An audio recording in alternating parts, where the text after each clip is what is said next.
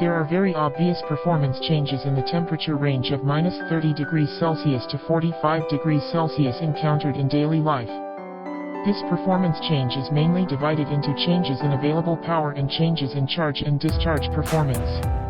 Discharging at a rate of 0.5 at room temperature of 20 degrees Celsius can last for about 2,100 seconds, but at -20 degrees Celsius it can only last for about 900 seconds. The capacity of the battery at -20 degrees Celsius is only 43% of that at normal temperature of 20 degrees Celsius, which means that the car's battery life is less than half. This is just a theoretical value, because the actual battery will always generate heat during use, causing its temperature to gradually rise.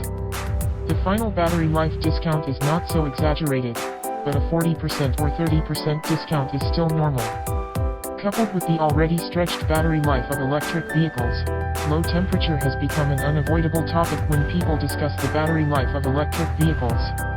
Therefore, before the battery is shipped from the factory, it must be tested under various ambient temperatures to obtain the most realistic fault feedback and reduce problems caused by high temperature heating in actual use.